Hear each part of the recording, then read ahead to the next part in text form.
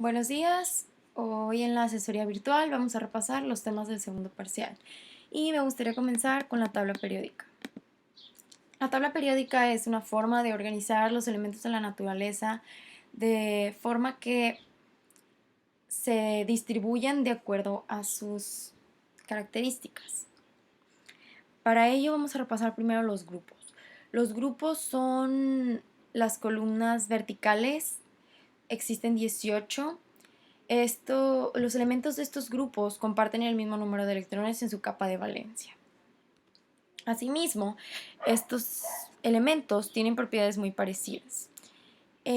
Todo esto quiere decir que el número de grupo indica el número de electrones de valencia de dicho grupo.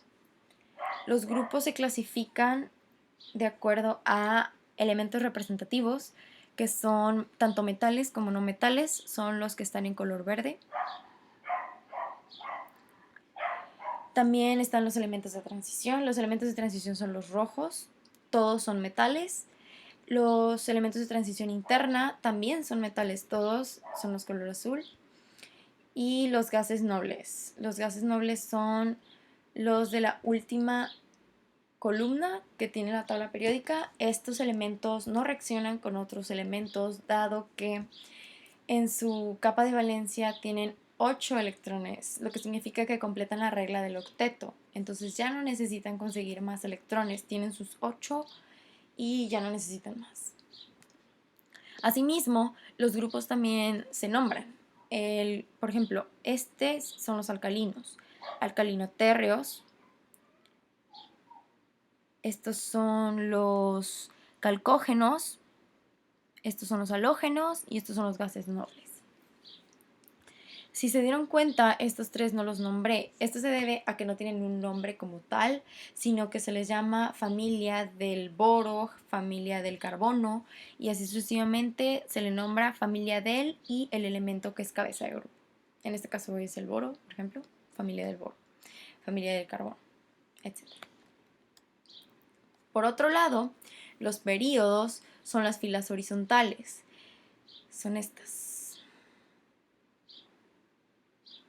Todos los elementos de un período tienen el mismo nivel energético. Si recuerdan, el nivel energético se refiere al número grande de la configuración electrónica, que es el coeficiente. Existen 7 períodos. 1, 2, 3, 4, 5, 6, 7. Y bueno, los elementos del mismo período, a diferencia de los del mismo grupo, no necesariamente comparten las mismas propiedades. Y se puede decir que el período representa la capa de valencia, ya que el período es el nivel de energía máximo del elemento. Y si recordamos, la capa de valencia se refiere a el máximo nivel de energía que ocupa un elemento. Entonces son más o menos equivalentes. Además de esto, en la tabla periódica podemos encontrar diferente clasificación de elementos de acuerdo a sus características. Están los metales, los metaloides y los no metales. Los metales, que son los que están en color celeste, son brillantes, dúctiles, son muy buenos conductores tanto de electricidad como de calor. Son sólidos de temperatura ambiente y bueno, tienen altos puntos de fusión debido a que las fuerzas intermoleculares que tienen entre sí son muy fuertes. Como ya habíamos visto, eso sucede con los sólidos. Entonces es muy difícil romper esas fuerzas. Y además de esto, los metales reaccionan muy fuerte con el oxígeno y con el agua. Bueno, los metaloides, que son esta escalerita que está aquí color verde, son también muy parecidos a los metales, sin embargo no son tan buenos conductores como los metales, por lo que se les llama semiconductores. Y finalmente tenemos los no metales, que son los color amarillo que están aquí arriba. Estos tienen diferentes características prácticamente opuestas a los metales, ya que son opacos, son frágiles, son muy malos conductores, incluso son utilizados como aislantes. Son sólidos, líquidos o gaseosos a temperatura ambiente y tienen bajos puntos de fusión y de ebullición.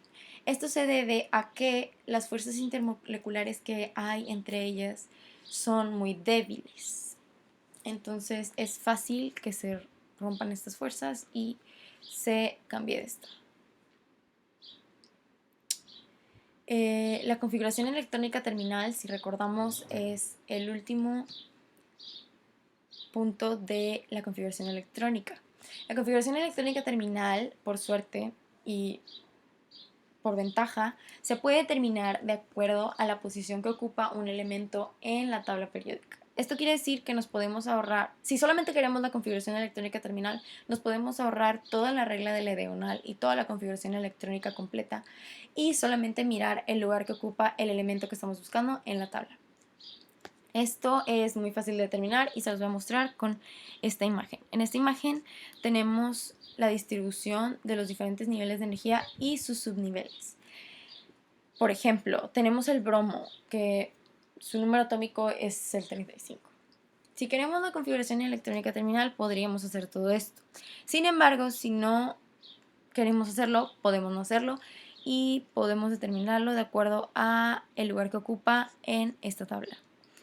Si nos regresamos a nuestra tabla periódica original, podemos ver que el bromo se encuentra en el grupo de los halógenos y está justamente en el cuarto periodo. Está aquí. Entonces, sabiendo eso, podemos decir que está en el P5. En el P5 y como sabemos que su máximo nivel de energía es el 4, entonces sabemos que el número será 4P5, tal y como está en la configuración electrónica normal. Esto es una manera más sencilla de determinar la configuración electrónica terminal únicamente de un elemento. Pasamos a los enlaces entre elementos. Los enlaces entre elementos se realizan, si recordamos las unidades anteriores, sabemos que para formar un compuesto se debe completar la regla del octeto, es decir, completar 8 electrones en la capa de valencia. Esto con la excepción del hidrógeno que solamente necesita 2. Sin embargo, la pregunta es, si se necesita completar los 8 electrones, alguien tiene que ceder. Entonces, ¿quién dona y quién recibe electrones? Esto se puede determinar de acuerdo a lo siguiente.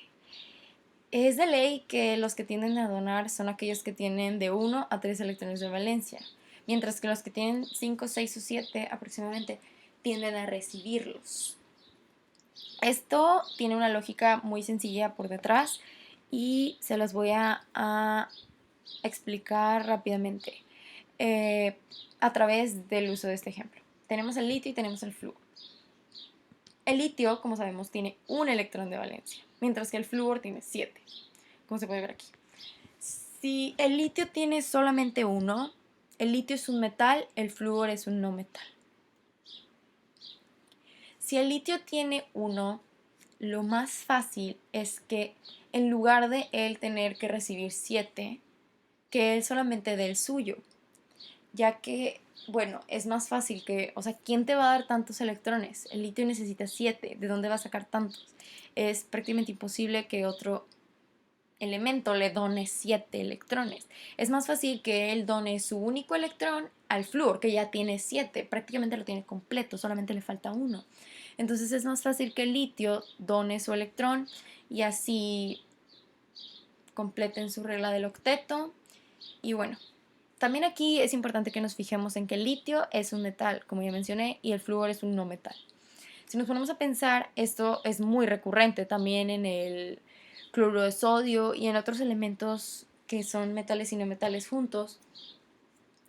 Para formar compuestos nos podemos dar cuenta que casi siempre los metales son los que donan y los no metales son los que reciben. Entonces, eso se puede tener en consideración a la hora de formar enlaces. Muy bien. Las propiedades periódicas son aquellas propiedades que se derivan de la posición en la que se encuentra el elemento en la tabla periódica. El primero de ellos es el radio atómico. Pero primero, ¿qué es el radio atómico? El radio atómico se refiere a la distancia entre el núcleo de un átomo y su capa de valencia, que es la última. Entonces, técnicamente es como si tuviéramos una esfera y el radio de la esfera o el radio del círculo, como todos conocemos, a eso se refiere el radio atómico. Y bueno, el radio atómico se ve afectado por diferentes factores. Si nos vamos a los grupos, podemos fijarnos en que lo que podría determinar la diferencia entre radio atómico son los niveles de energía, ya que sabemos que entre más niveles de energía, más ancho va a estar nuestro átomo, ya que va a tener más orbitales y va a estar más grande su radio atómico. Y como sabemos, los niveles de energía aumentan de forma ascendente. Tenemos aquí el hidrógeno, tiene 1, luego el litio 2, el sodio 3 y así sucesivamente. Entonces, lo que sabemos hasta ahorita es que el radio atómico aumenta conforme bajamos en el período. Este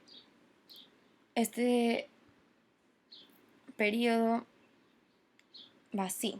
Entonces, si nosotros ya sabemos que en el mismo grupo podemos determinar la diferencia en el radio atómico de acuerdo a su nivel de energía, ahora, por ejemplo, imaginen que ya no están en el mismo grupo, sino en el mismo periodo. Esto se puede determinar con la carga nuclear. Esto es un poco más complicado de explicar que el simple nivel de energía. Si nos fijamos en la tabla periódica, nosotros tenemos acomodados nuestros elementos de forma ascendente con respecto al número de protones. El número de protones se refiere a la carga positiva que tiene el núcleo, como ya sabemos. Entonces, si yo tengo más protones conforme avance en mi periodo, eso significa que yo tengo más carga positiva en mi núcleo.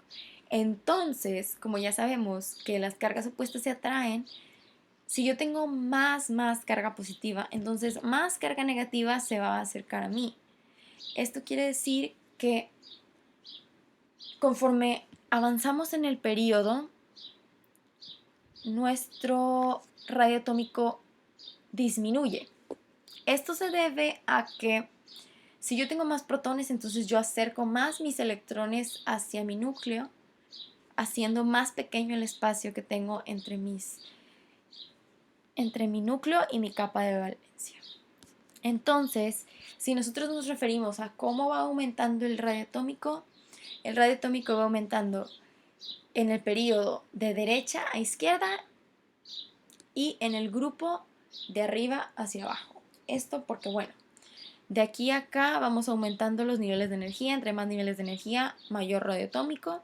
Y de aquí a acá va aumentando porque conforme menos protones tenemos, menos carga tenemos en el núcleo. Entonces, nuestros electrones no van a estar tan cerca de nuestro núcleo. Y así nuestro radio va a ser más grande. Después pasamos al radio iónico. El radio iónico es casi lo mismo que el radio atómico, sin embargo, con respecto a los iones. En el radio atómico nos estábamos refiriendo a elementos neutros. Aquí nos referimos a iones, ya que cuando un elemento pierde electrones, su radio disminuye. Cuando los gana, aumenta. Esto se debe principalmente a que, si nos fijamos, cuando se pierden electrones y cedes un electrón, te quedas con un nivel de energía menos, ya que das tus electrones de la capa de valencia, entonces queda vacío. Y bueno, de aquí lo que tenemos que saber es que cuando un elemento pierde electrones, su radio atómico disminuye. Cuando los gana, aumenta. Otra propiedad periódica importante es la energía de ionización. La energía de ionización se refiere a la cantidad de energía que se requiere para quitarle los electrones de valencia a un elemento. Es decir, por ejemplo, tú tienes tu electrón de valencia y alguien intenta quitártelo. Para quitártelo se requiere de energía. Entonces, la cantidad de energía que requieres, esa es la energía de ionización. Y bueno, la energía de ionización aumenta de izquierda a derecha y de abajo hacia arriba. Esto se debe a que, bueno, primero vámonos a los grupos. En el grupo, la diferencia de energía de ionización se va a determinar dado a los niveles de energía que ocupan sus electrones.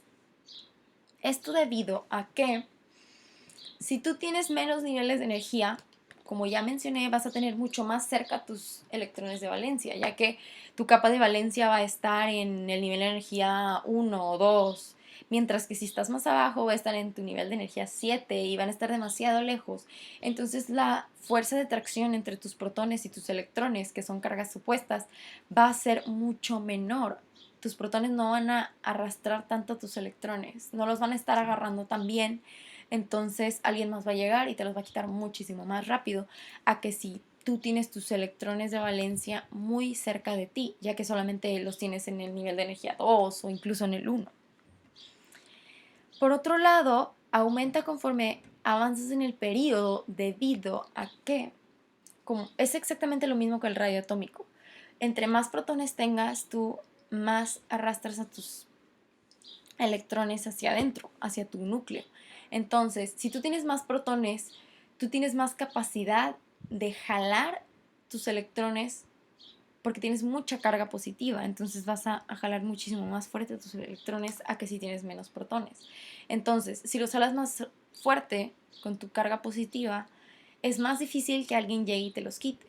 Entonces, si un elemento tiene sus electrones más cerquita, como lo es el flúor, que tiene su nivel de energía en el 2, y además tiene muchísimos protones a comparación de, por ejemplo, el hidrógeno, es mucho más difícil que tú le llegues y o sea, que otro elemento llegue y le quite sus electrones, porque los tiene más cerca y además su núcleo tiene más carga positiva, entonces los atrae muchísimo más a que si tuvieras menos carga positiva. La última propiedad periódica es la electronegatividad.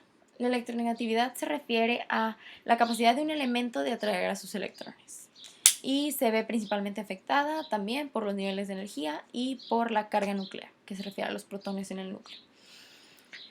Esta electronegatividad aumenta conforme subes en el grupo y conforme avanzas en el periodo. Esto se debe a lo mismo, a que entre menos niveles de energía tengas, más cerca tienes a tus electrones y más capacidad tienes tú de atraer a otros electrones porque tienes más cerca tus protones y en el periodo tu electronegatividad aumenta conforme avanzas debido al número de protones. Entre más protones tengas, más vas a poder tú jalar a los demás electrones que tengas cerca.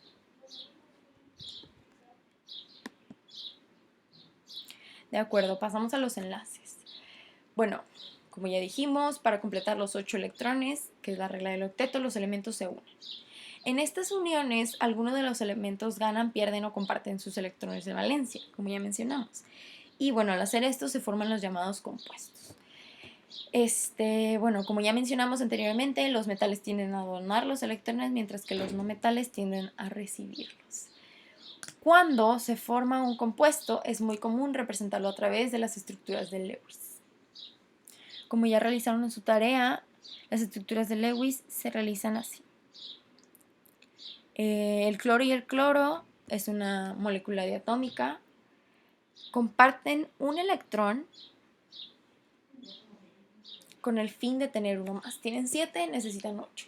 Se comparten uno y de esa forma se comparten este y se comparten este.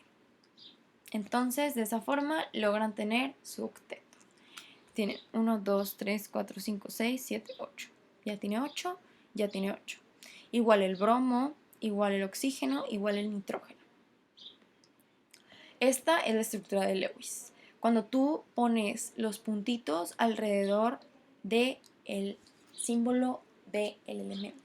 ¿De qué dependen estos puntitos? Estos puntitos son los electrones de valencia de cada uno de los elementos. Es decir, los electrones que se encuentran en su capa de valencia, en su última capa.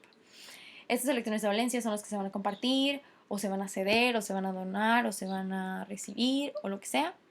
Y una vez que se comparten, por ejemplo, aquí compartes un par de electrones. Aquí compartes 2 pares de electrones y aquí compartes 3 pares de electrones. Al tú compartir un par de electrones, tienes un enlace sencillo, porque solamente es un par. Sin embargo, si compartes 2 pares de electrones, entonces tú estás teniendo un enlace doble, ya que son 2 pares. Y tú, al tener 3 pares de electrones compartidos, tú tienes un enlace dado que estás compartiendo 3 pares de electrones.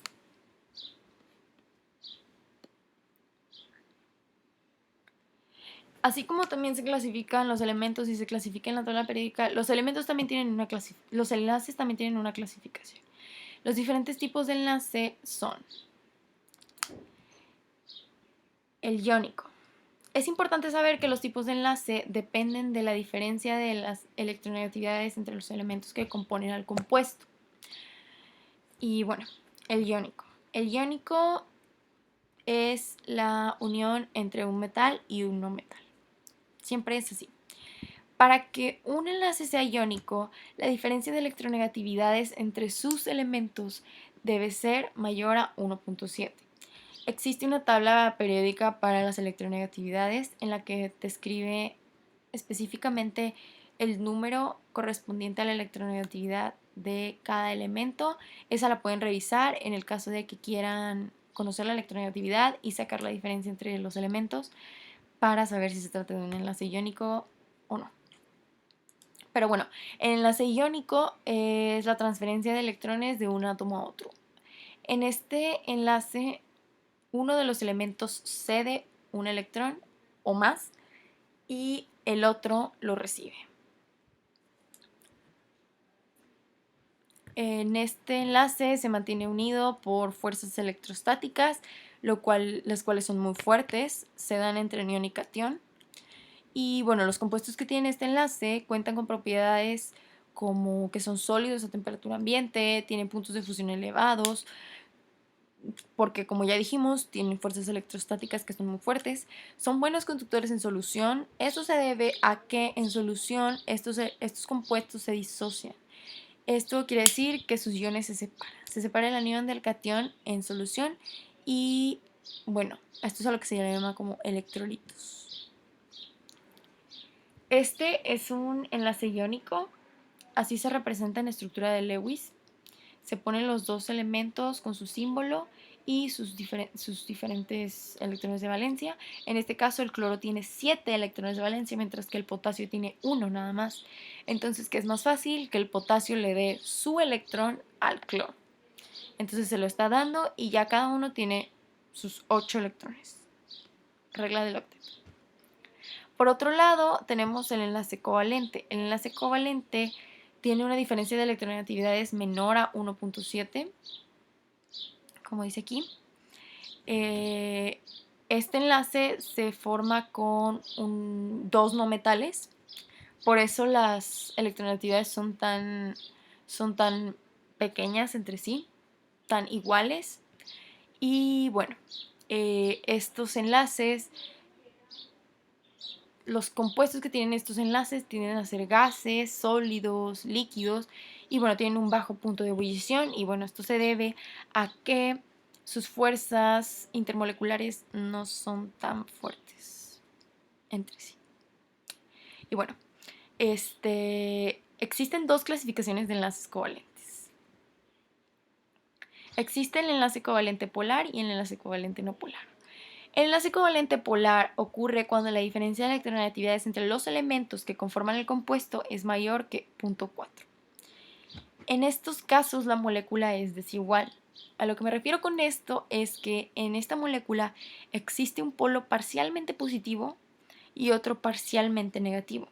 Sin embargo, cabe recalcar que son solamente parcialmente y no completamente, como en el enlace iónico. En el enlace iónico existe un polo completamente positivo y otro completamente negativo, que son los aniones y los cationes. En este caso, en el covalente polar, solamente es parcialmente negativo y parcialmente positivo. Es muy poquito lo que los diferencia y el polo parcialmente positivo está compuesto por el elemento menos electronegativo y el parcialmente negativo por el más electronegativo. Por otro lado, el enlace covalente no polar ocurre cuando la diferencia de electronegatividades entre los elementos que conforman al compuesto es menor que 0.4. Sacamos la diferencia entre sus electronegatividades, restamos la una con la otra y nos da un número. Ese número lo comparamos y si es menor a 0.4, entonces se trata de un enlace covalente no polar. En este, la molécula es equitativa con respecto a cargas, no tiene ninguna diferencia. Y bueno, en este tipo de enlace entran todas las moléculas diatómicas, que son estas: el bromo, el oxígeno, el nitrógeno, el flúor, el hidrógeno, el cloro, entre otras. Otro de los enlaces que tenemos es el metálico. Este es muy diferente a los anteriores, ya que al tratarse de un metal y un metal juntos, lo que sucede es que, como sabemos, los metales son los que donan generalmente. Entonces, los metales, al tratar de donar sus electrones, forman un mar de electrones entre sí. Entonces, está lleno de electrones deslocalizados entre sí, entonces se forma el mar de electrones.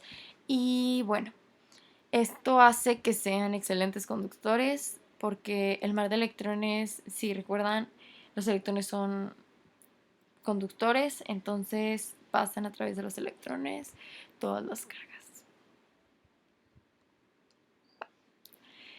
Los puentes de hidrógeno no son enlaces como tal, ya que se tratan de fuerzas intermoleculares. Sin embargo, en el curso las vamos a abarcar. Los puentes de hidrógeno se dan entre moléculas, como ya mencioné, y no entre elementos. Y bueno, se refiere a las fuerzas de atracción entre los átomos de hidrógeno de una molécula polar, que por ejemplo el agua es una molécula polar porque tiene un polo parcialmente positivo y uno parcialmente negativo. Como el oxígeno es más electronegativo que el hidrógeno, el oxígeno es el polo parcialmente negativo, mientras que el hidrógeno es el polo parcialmente positivo. Estas fuerzas se dan entre los átomos de hidrógeno de una molécula polar y los átomos electronegativos de otra molécula polar. Por ejemplo, aquí este es el polo parcialmente positivo y este es el polo parcialmente negativo. Entonces se va a formar un puente de hidrógeno entre ellas, ya que se atraen entre sí por ser cargas opuestas. Muy bien. Para la nomenclatura, que es uno de los temas que abarca nuestro curso, necesitamos primero saber determinar los diferentes números de oxidación de los elementos. El número de oxidación, en pocas palabras, se puede definir como la carga del ion en el compuesto. Por ejemplo, el sodio dona su electrón, entonces tiene positivo, es +1, ese es su número de oxidación. El cloro, como ya sabemos, gana electrones y como ya tiene 7, solamente necesita recibir 1, entonces es de -1. El magnesio dona 2 electrones, entonces +2, mientras que el oxígeno gana 2, entonces es -2. Esto es en los enlaces iónicos. Mientras que en los enlaces covalentes, al compartir un electrón, tu número de oxidación se convierte en +1. Si compartes 3, +3. Si compartes 5, +5. Si compartes 7, entonces es de 7. Y así sucesivamente. Lo importante es que sepamos diferenciar el número de oxidación de cada elemento. En ocasiones puede ser sencillo, ya que es solamente la carga. Sin embargo, en otras ocasiones puede ser un poco más complicado porque existen elementos que tienen números de oxidación variables. Los metales son los que tienen el número de oxidación variable. Los no metales casi siempre tienen la misma, -1, -2, -3, -4. Si recuerdan, está en base a la tabla periódica, va -1, -2, -3, va por orden descendente. Y bueno, el que varía es el de los metales. Bueno, si nos fijamos, el número de oxidación con el que trabajará el elemento depende de con qué otro elemento se esté juntando. De entre los dos elementos que conforman el compuesto, el más electronegativo utilizará su número de oxidación negativo, ya que al ser el más electronegativo tiene más capacidad de atraer los electrones hacia sí, entonces será quien recibe electrones, y por ello su número de oxidación será negativo. Porque al ser más electronegativo tiene más capacidad de atraer electrones, entonces él siempre va a estar recibiendo, por lo que sabemos que su número de oxidación va a ser negativo. Si recordamos, cuando se recibe, tu número de oxidación es negativo. Mientras que el menos electronegativo utilizará su número de oxidación positivo, ya que el más electronegativo está recibiendo sus electrones, entonces el menos electronegativo los tendrá que estar donando, porque uno tiene que donar y otro tiene que recibir. Entonces el menos electronegativo estará donando sus electrones. Entonces utilizará su número de oxidación positivo. Además de esto, si nos fijamos, los números de oxidación siempre van a ir de 2 en 2. O sea, es decir, aquí en los halógenos, nuestro cloro, por ejemplo, puede tener el más 1 porque puede donar 1. ¿De acuerdo? Sin embargo, no puede donar 2. Tiene que donar 3 porque los electrones se donan por pares. Entonces va a ser más 1, más 3, más 5 o más 7. Mientras que el que esté en el grupo del más 6 no podrá donar más 5, sino más 4 y más 2. Más 1, más 3, más 5, más 2, más 4 y así sucesivamente. Solamente podremos movernos de números de 2 en 2. ¿Sí? Lo importante de esto es que tenemos que saber que el número de oxidación va a ser el número de electrones que done o reciba. Si tenemos uno variable, sabemos que el que sea más electronegativo va a usar su número de oxidación negativo y el que sea menos electronegativo va a usar el positivo. Y bueno, los metales de transición también varían. Y bueno, estos son sus números de oxidación. Para el fierro, el cobalto y el níquel son el 2 y el 3, el cobre 1 y 2, el cadmio 2, el mercurio 1 y 2, el aluminio 3, oro 1 y 3, zinc 2 y plata 1. Es por ello que para el fierro, el cobalto y el níquel tenemos que especificar exactamente de cuál se trata, porque estos dos son diferentes números de oxidación. Igual para el mercurio debemos especificar y para el oro y el cobre. Ya sabiendo cómo determinar los números de oxidación, que son las cargas, podemos nombrar y formular los compuestos. Las reglas para hacer esto son sencillas. En primer lugar, tenemos que saber que para un elemento solo, su número de oxidación siempre va a ser 0. Por ejemplo, si yo tengo solamente el sodio, mi sodio va a tener el número de oxidación de 0. Si solamente tengo un azufre, va a ser 0. La siguiente. Para un ion monoatómico, su número de oxidación es el mismo que su carga iónica. Con esto me refiero a que el ion del sodio más 1, su número de oxidación va a ser más 1. Para el ion oxígeno menos 2, su número de oxidación va a ser menos 2. Para el cloro, que tiene carga de menos 1, el ion, su número de oxidación va a ser de menos 1. Y así, para todos los elementos que sean iones.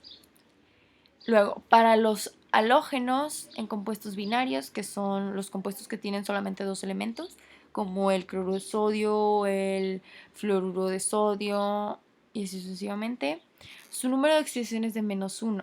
Es decir, que para el flúor, para el cloro, para el bromo y así, siempre su número de oxidación va a ser de menos 1.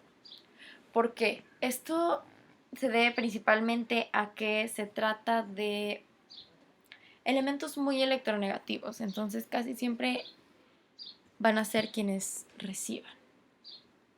Y como solamente les falta 1 para completar su octeto, van a estar recibiendo 1, entonces va a ser menos 1 casi siempre. El número de oxidación para el oxígeno casi siempre es de menos 2, igual que para el hidrógeno siempre es más 1.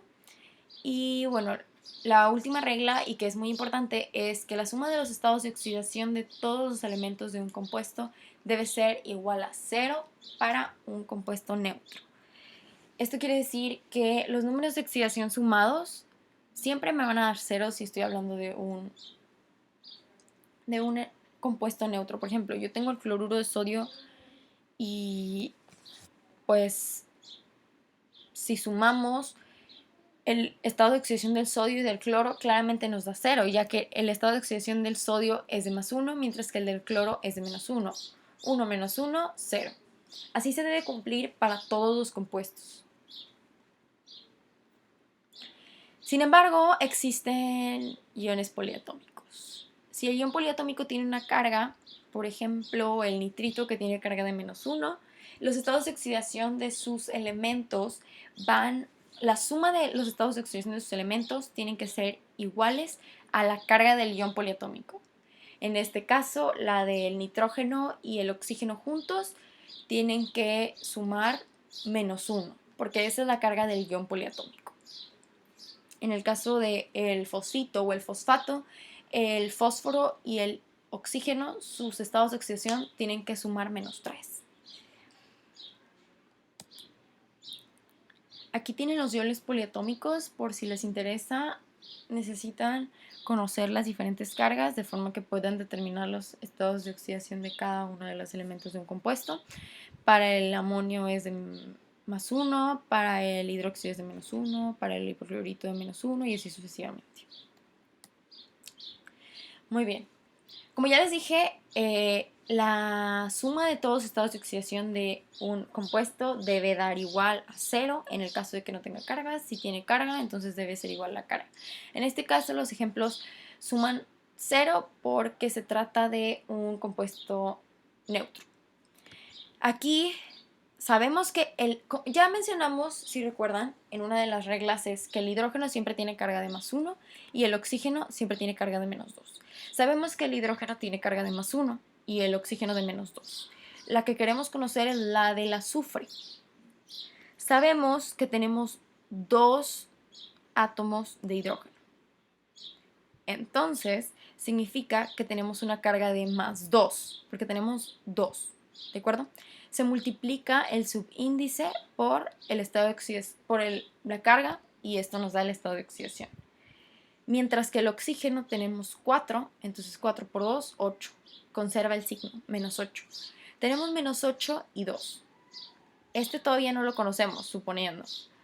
Entonces, si tenemos -8 y +2, significa que la carga del azufre debe ser de +6.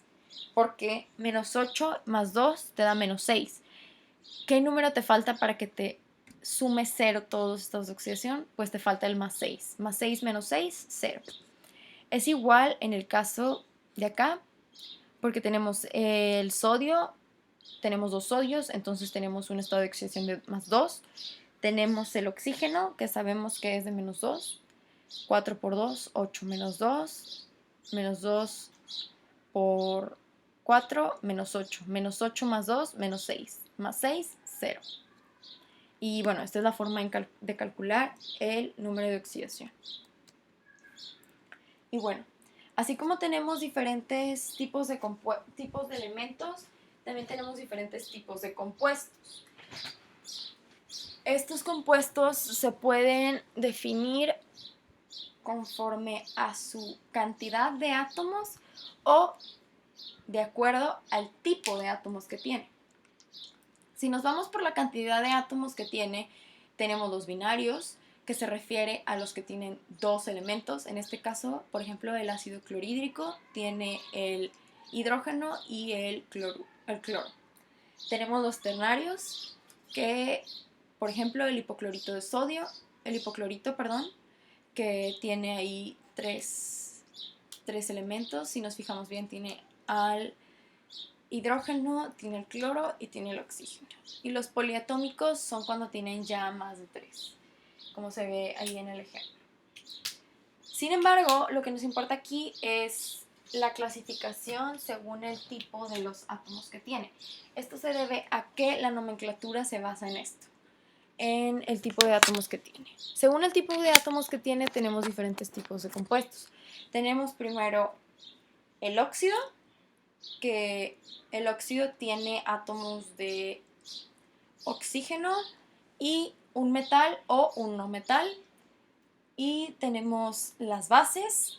Las bases son aquellas que tienen un metal y un hidróxido.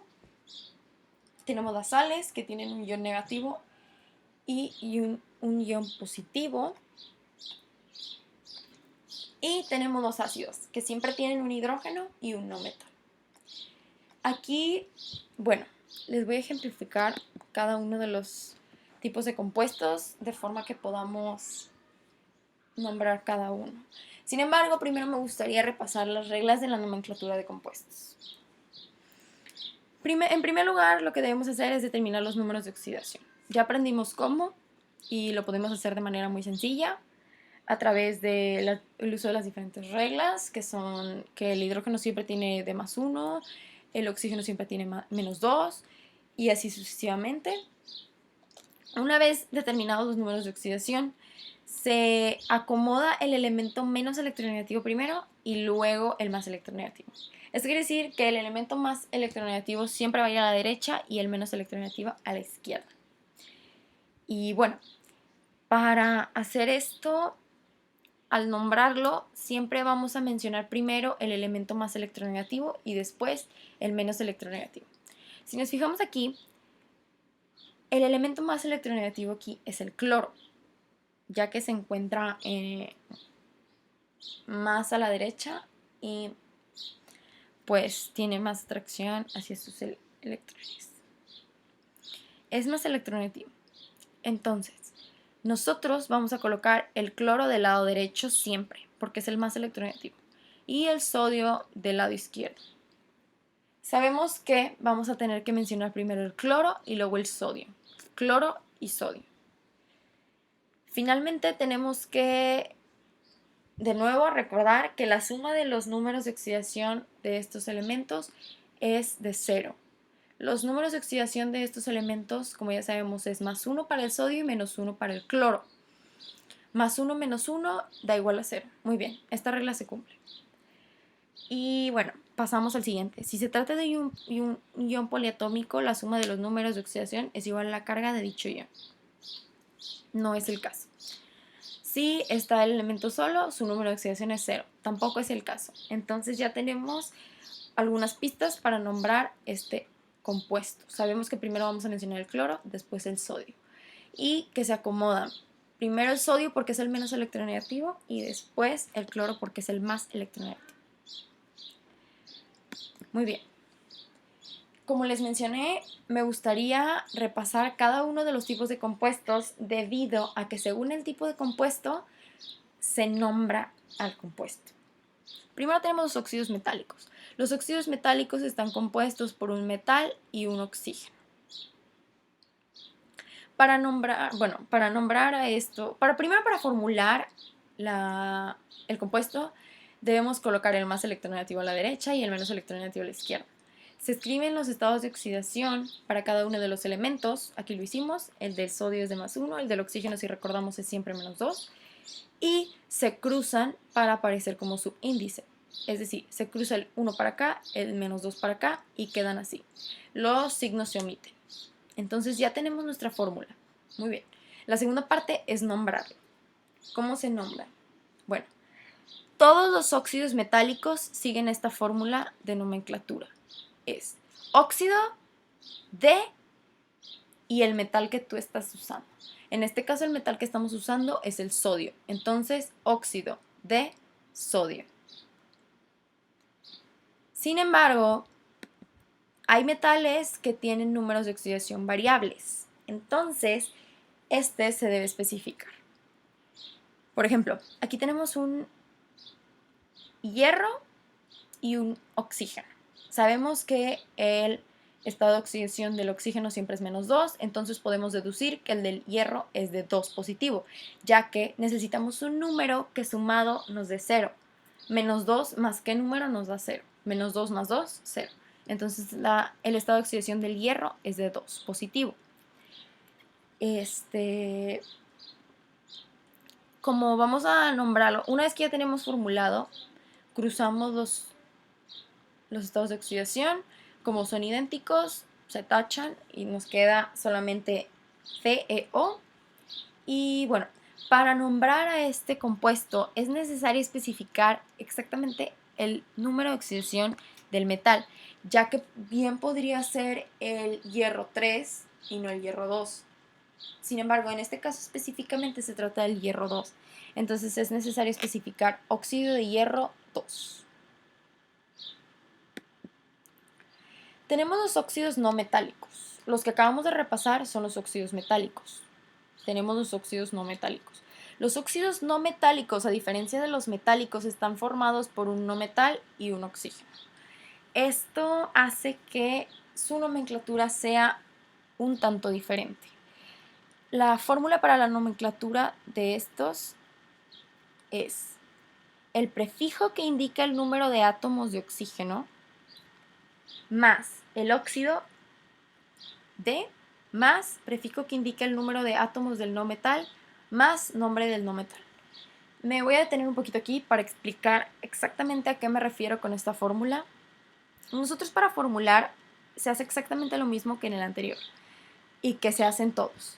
Escribir el estado de oxidación arriba de cada uno de los elementos y cruzarlos. En este caso más 2 y menos 2, porque sabemos que el menos 2 siempre es el del oxígeno.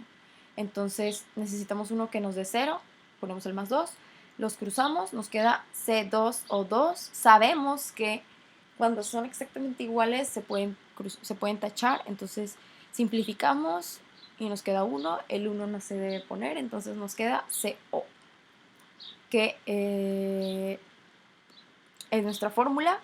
Y para nombrarla es el prefijo que indica el número de átomos de oxígeno. Con esto me refiero a ¿cuántos átomos tenemos en el oxígeno? Tenemos solamente uno, ya que tachamos los dos. Tenemos uno y cuando se tiene uno es mono. Cuando se tiene dos es di. Cuando tenemos tres es tri. Cuando tenemos cuatro es tetra. Cuando tenemos cinco es penta y así sucesivamente. En este caso solamente tenemos uno, entonces lo nombramos mono y sabemos que es óxido. Entonces es mono. Aquí el prefijo va a ser mono más óxido más D y luego prefijo que indica el número de átomos del no metal. El número de átomos del no metal se refiere a, en este caso, el carbono o cualquiera que tengamos al lado del oxígeno, ya que se trata de un óxido no metálico. Cualquiera que esté al lado del oxígeno va a ser el no metal. Entonces, nosotros tenemos nuestro no metal y checamos cuántos átomos tiene. En este caso, si recordamos, tiene uno. Entonces es mono. Para el no metal, el mono se omite. Debería ir mono aquí porque es solamente uno. Sin embargo, cuando se trata de mono, se omite. Si fuera bi, sí se usaría. O si fuera tri, o si fuera tetra, o si fuera penta. En el caso del mono, se omite. Y el nombre del no metal. El nombre del no metal en este caso es carbono. Entonces nos queda monóxido de carbono, exactamente como lo tenemos aquí. Muy bien, pasamos al que sigue. Aquí tenemos el estado de oxidación, que es el 4. Entonces, cruzamos nuestros estados de oxidación y nos queda C4O2. Podemos simplificarlo al dividir los dos subíndices entre 2 y nos queda C2O solamente. En este CO2. En este caso lo podemos nombrar de manera diferente y siguiendo esta regla. Siempre seguimos esta regla.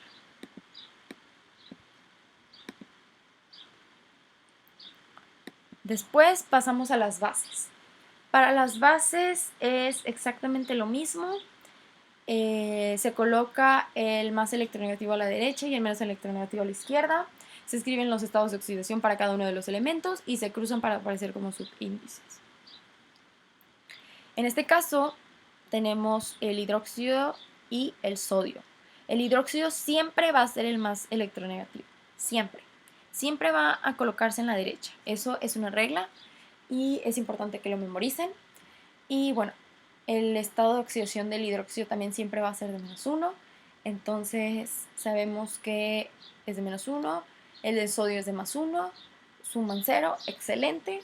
Cruzamos los estados de oxidación y nos queda 1 y 1. Entonces ya tenemos nuestra fórmula. Ahora para nombrarlo, la fórmula es muy sencilla. Solamente es hidróxido de y el nombre del metal, en este caso es el sodio. Si estuviéramos hablando de, por ejemplo, el hierro, sería hidróxido de hierro y así. Sin embargo, ahora que menciono el hidróxido de hierro, si se trata de un metal con número de oxidación variable, como lo es el hierro, Entonces se debe especificar. Así como en todos los demás, debemos especificar. Hidróxido de hierro, 2. Después tenemos las sales. Las sales son un metal más un no metal. Para las sales hacemos exactamente lo mismo que hemos hecho en los demás, colocar el más electronegativo a la derecha y el menos electronegativo a la izquierda. Y escribimos los estados de oxidación para cada uno de los elementos y los cruzamos para aparecer como subíndices, tal y como lo hicimos aquí. El del azufre siempre es -2, el del litio es +1, los cruzamos 2 y 1.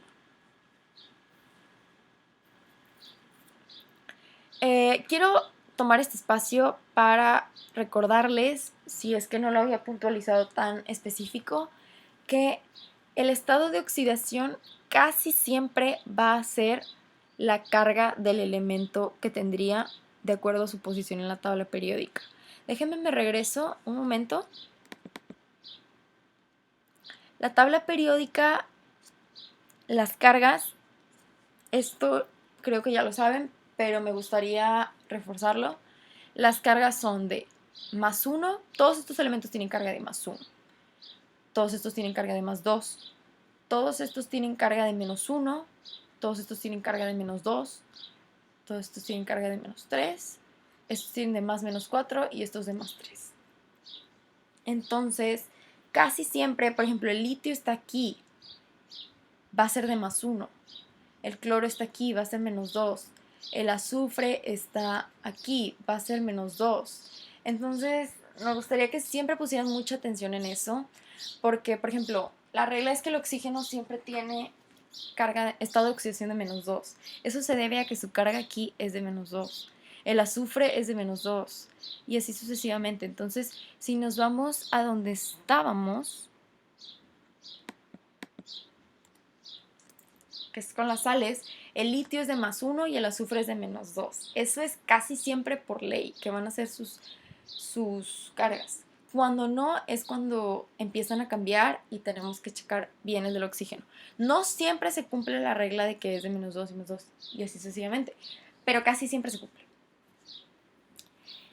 Y bueno, también hay que saber que los del grupo 1 y 2 nunca tienen uno diferente de +1 y +2. Bueno, para nombrar las sales, lo que hacemos es agarrar la raíz del no metal, agregarle el sufijo uro, de y el nombre del metal. Por ejemplo, tenemos el azufre y el litio. La raíz del no metal sería el sulfuro. Azufre más uro, sulfuro, de litio. En el caso de tener, por ejemplo, NaCl, que sería sodio y cloro, es cloruro de sodio, porque el no metal es el azufre y el metal es el litio. Entonces el no metal es el que colocamos aquí y el litio es el que colocamos en el otro lado. Aquí sería sulf, que es la raíz del no metal, uro de, el metal se llama litio, sulfuro de litio. Y bueno, debemos saber que también, al igual que en todos los anteriores, si se trata de un metal con un número de oxidación variable, entonces se debe especificar. Por ejemplo, si tuviéramos sulfuro de hierro 2, sulfuro de hierro 3, cloruro de mercurio 2, y así sucesivamente.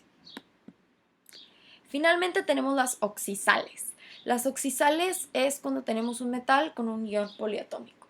Si se acuerdan, los iones poliatómicos son estos: el amonio, el hidróxido, el hipoclorito, el clorito, el clorato, perclorato, nitrato, nitrito, carbonato, sulfito, sulfato, fosfito y fosfato. Y lo tenemos con un metal, entonces se trata de una oxisal. Esta oxisal se nombra como se indica en la fórmula. Es el nombre del ion poliatómico. En este caso es un fosfato. De nombre del metal. El nombre del metal es cobre. Y el número de oxidación del metal, que es el 2 en este caso. Entonces tenemos nuestra nomenclatura ya bien. Perdón, dije fosfato, es fosfito. Me confundí. Y bueno, tenemos el fosfito de cobre 2. Es muy fácil nombrar los compuestos si seguimos la fórmula que les estoy poniendo en cada una de las diapositivas. Y bueno, finalmente tenemos los ácidos. La forma de nombrar los ácidos es muy sencilla. Lo único que debemos hacer es ácido, raíz del no metal y agregarle el sufijo hídrico. Sería, por ejemplo, si tenemos tenemos ácido, raíz del no metal. Nuestro no metal es el cloro, la raíz clor hídrico. Si tuviéramos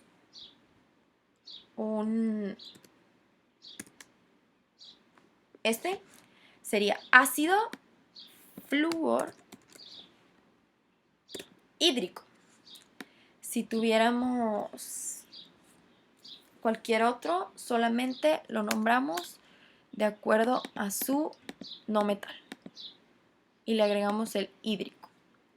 Sin embargo, si se trata de un hidrógeno más un ion poliatómico, es decir, que en lugar de tener un no metal, nosotros tengamos aquí un ion poliatómico, un amonio, un fosfito, un fosfato, un clorato, un perclorato, esto cambia. Voy a hacerlo más grande para que se visualice mejor. Si el ion termina en ato, cambia a ico. Si el ion termina en ito, cambia a oso. Por ejemplo, tenemos el HNO2. Sabemos que el ion poliatómico es el NO2 porque es el nitrito. Ya tenemos la lista de iones poliatómicos, nos la tenemos que aprender y sabemos que NO2 es un ion poliatómico que se llama nitrito. Como termina en ito, aquí lo dice, cambia a oso, entonces es ácido nitroso, en lugar de nitrito, nitroso. Por otro lado, tenemos el HNO3, sabemos que el NO3 es un ion poliatómico que se llama nitrato.